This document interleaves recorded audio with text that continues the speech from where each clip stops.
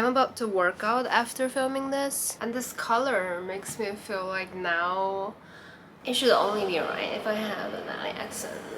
Anyways, today's video I want to talk about something just happened. I went on a very spontaneous trip last week. I went to Sanya, which is the only city that has like a good view of the ocean. I'm obsessed with ocean. I'm from Urumqi. It is literally the city that is like the most further away from the ocean. I don't know if that's a thing, but I do know a lot of people coming from that city, from that area, kind of like me. We're just obsessed with ocean because we've never seen one in our entire life until I'm like a grown-up and I can afford to go see the seaside. So after 3 months of lockdown, I decided to just go for a fucking trip. The price is ridiculous. I guess it's because most of the people that are living in this city and also cannot leave this city, they have to like keep living here, wanted to do the same thing as me, wanted to spend some fucking money and to feel like a human being again. That's probably the reason why. That's my guess. It wouldn't be necessarily correct, but it's my guess. The flight is expensive as hell. The hotels are all like overbooked, overpriced, yet still I chose to pay for that extra money because I needed it. I really needed a break. I was feeling so burnt out. I was feeling exhausted. I was feeling, you know, the anxieties and depression and stuff like that. I was so excited. I got new swimsuits. I can't put pictures here. I loved it myself when I put it on, and I was like, oh my god, I'm going to have so much fun by the seaside. I'm going to relax and collect my brain cells and try to live my life again. But the thing is, the minute we landed in the city, the whole policy is just like incomprehensible. I cannot understand why is it so unreasonable for whatever reason. The thing is, they give us a piece of paper. It's just basically writing down your like personal information, where have you been, to make sure that you're not, you know, a COVID patient or whatever. Of course, being me, I forgot. I left that paper on the plane. So when we landed, you have to pass 2 checkpoints to leave the airport, and at the first checkpoint the staff asked me for that piece of paper, and I said, oh, I'm so sorry, I left that one on the plane. The staff here gave me another piece of paper. It's not printed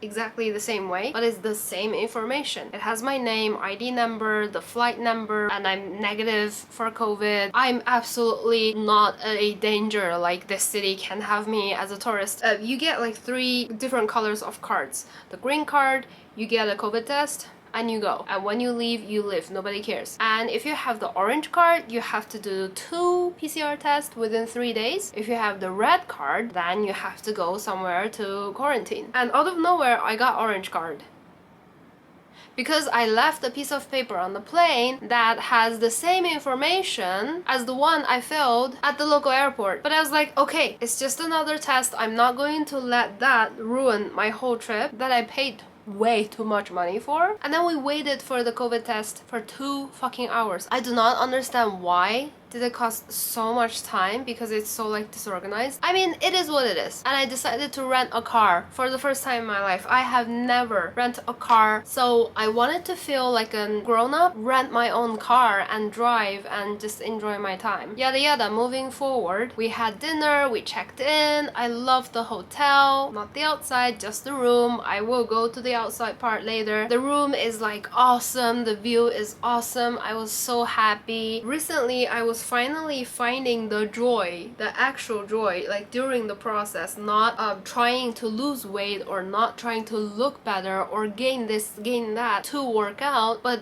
only just working out is giving me joy. And that is very rare for me, because I was never one of those people who can actually enjoy the process of like working out and sweaty and just like dying and out of breath kind of a thing. So that's why I packed my gym clothes. I'll put some clips here for you.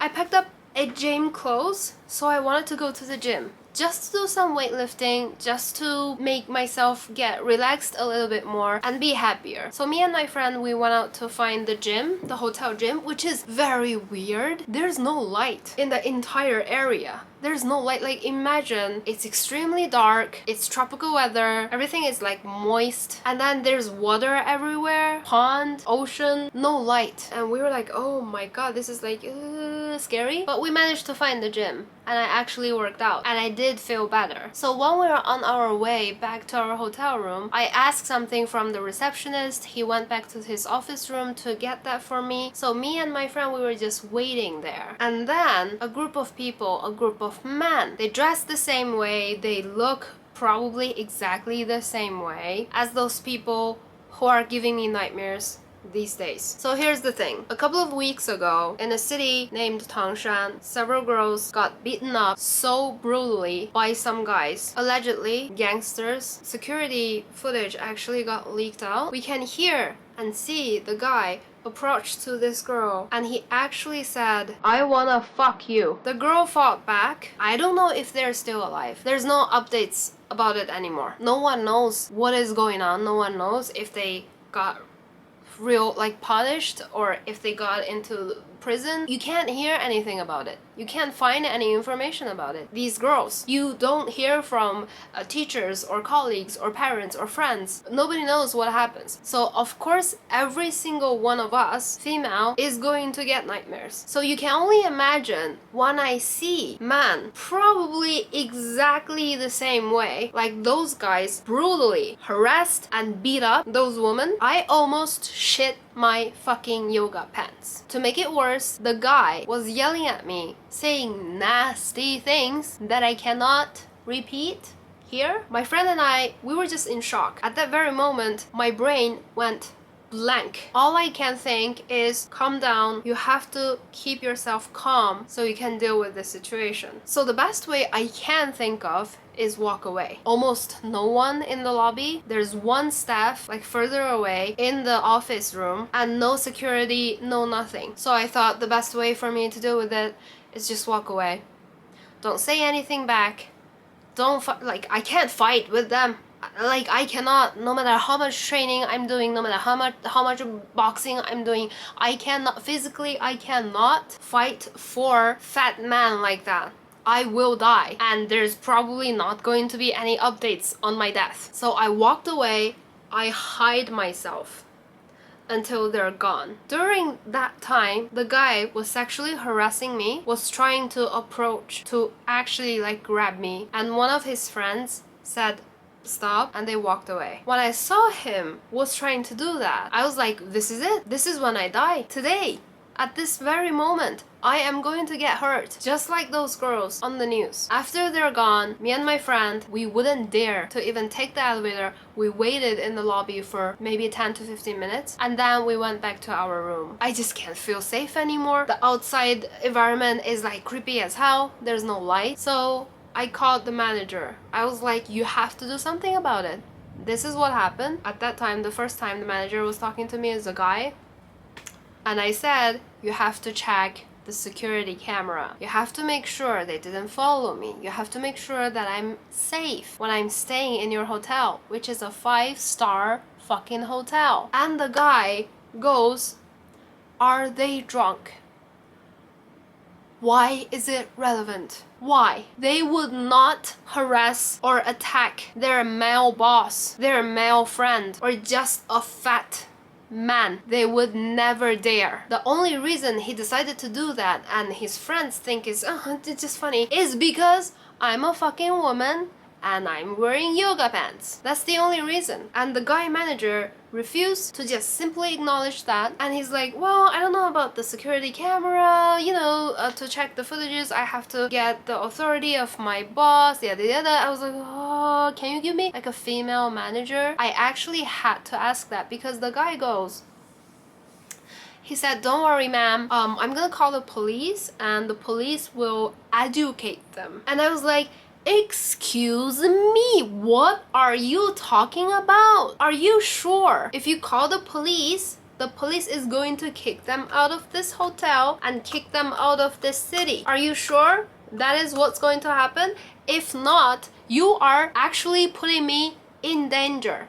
Can you imagine them having some police officers to their room and be like, hey, I'm here to educate you. You should probably not rape that woman and hurt her. And what do you think they will do to me? Bruh. So at this point, I knew this guy manager, he's useless. I asked for a female and they gave me a female manager. This time, finally, someone can actually understand the logic, can actually have empathy, sympathy to listen to me. The female manager, she went to check the security footage immediately and she get back to me. She said, I made sure no one followed you, no one knows your room number. And then she told me she actually was there when they were checking in. They were there to attend a wedding. It's like a huge group. They booked 30 rooms. And she said, I got scared too because they look almost exactly the same as those guys in that horrible news. So I understand how you feel. And I was like, thank you. That's what I needed. That's called basic human empathy. And then she said, I checked, they're not going to check out until like 2 days later, so I will recommend you to cancel. The next day I was supposed to be there for another day. She said, I will do the refund for you. You will not lose a penny. I'm so sorry. I want you to stay in this hotel. I can tell you, I can guarantee that I will put more security, like specifically for you to make sure that you're absolutely safe. But I can only imagine if this group of people are still staying in the same hotel, you wouldn't be comfortable to just walk around. I don't want to ruin your holiday like that. I don't want you to feel like you are stuck in your own room to just be safe. That's very reasonable. Let's do that. And she apologized. She was very nice. Another reason, we love women. So all of a sudden the whole plan has to change. We have to check in into another hotel. We have to book last minute. All the fuss. The entire trip has already been ruined. Okay, but I was like, I am going to enjoy as much as I can, even though I'm feeling like shit. I decided to like pick up myself again, try to have faith in humanity again. So the second day, I put on my cute little swimming suits and we were in the swimming pool. We were having a good time until three men in a row. Like the first one, I was sitting on that floating thing. I still don't know what that is. And the guy walking by, he was staring at my crotch, like that staring. It's not like, oh, that's a vagina, let me peek. It's like, and I got so uncomfortable, but I have absolutely no energy to fight, to say, hey, stop staring. Like, I don't even have the energy for that. I'm still in the shock of almost got attacked by that guy from the last night. Finally, he's gone. I said to myself, it's okay. I'm going to enjoy the rest of my day. And then a dad with 2 kids staring at me, deadly staring. Like, you have children. You have children that you should be taking care of at the moment. But that guy decided his priority should be staring at some stranger's breasts and vagina. At that point, I've had enough already. I just wanted to go home. I really just wanted to go home. And my friend was insisting. She's like, I really want to get some like cute pictures for you. Let's just like enjoy this, yada yada. We decided to try again. And then guess what? Yes, again, man. A man this time with a toddler son. You have a fucking toddler. Do you understand that you have to pay full attention to your toddler so this little human wouldn't drown to death? But the dad, instead of taking care of the toddler, he decided to stare at me and my friend. So I've had enough, my friend had enough, she couldn't hold it anymore. She's like, excuse me sir, what are you staring at? Is there anything wrong? The guy didn't say anything and he also didn't stop staring. I was on that floating unicorn and my friend was standing in the water trying to take pictures for me. You are not going to believe what I saw. I saw the guy went underwater so he can stare at my friend's JJ area. So I had to tell her, let's just go inside. She said, what? What's wrong? I said, that guy was underwater just to have a good look at your... And she saw that, she was like, oh my god, like we just like... We were just like both in the crappiest mood. I felt extremely helpless. I was always very vocal about like always fighting back. If someone stares at you, stare back. Say no. Do stuff. And then I find myself being vulnerable as that, and I couldn't say anything, I couldn't do anything because I know it's not safe and I know no one is going to help me. And I'm very, very sure all these men, they know that as well. They know that really well. That's why they don't even bother to look away anymore. Every man gives me this look of, do you want to be one of those girls from the news? Because I can do that to you, because there's no consequences if I do that to you. You just watch. That's the messages I got. I can't even remember exactly how many men has harassed me in the most disgusting way. Even when I was having the fucking breakfast in the cafeteria, my friend went there to grab something to eat. I was in the seat watching her bag, waiting for my turn, and this guy with his family just finished their meal. They were about to leave, and the guy stared at me, and then he was just like standing there and talking to me, saying nasty things. And my friend heard and saw, so she immediately came back and she just stood there like staring at the guy and be like, the fuck? And then he left, giggling. He left. He was like giggling. I didn't catch that. Could you try again? Yes, I got shit scared by the Siri guy from my Apple Watch. He was giggling. And his entire family also thought it was kind of funny. My friend and I, we felt like, are we the aliens here? I don't want to like prove myself or anything, because the one and only person who is in the wrong is all these men are harassing me. I didn't do anything wrong. I didn't wear the wrong clothes. But my friend genuinely asked me twice. The first time she was so shocked. She looked at me, she said, okay, let's say you're wearing like a sexy swimming suit, but I'm wearing something grandma would find it too conservative. What are they staring at? And I said, you know, the problem is not what we wear. The problem is them. And the second time is we stayed in another hotel, which is another story. I was supposed to get back on Thursday, but so many things have happened, so I have to change the flight and stay 2 days more. So we had to check into another hotel. And then that hotel has hot springs, which is good. So we did some hot spring time. And after that, we decided to have a walk by the ocean, by the seaside. And we got harassed by 4 people, shirtless, belly this high. Like, I'm pretty sure he's one of those guys cannot look at his own penis. They look disgusting, and then they decided it's a good idea to harass me and my friend. And at that time, we were wearing the fucking hotel robe. It was from my neck to my toe. So that was the second time my friend asked me, what the actual fuck? Like, we are covered in a robe. How come they're still doing this? And I said, my friend, my dearest friend, again, I'm telling you, it is not about what we wear. Even for the hot spring, I got harassed by a grandpa. The grandpa was following us the whole time, and we were like, excuse me, can you stop following us?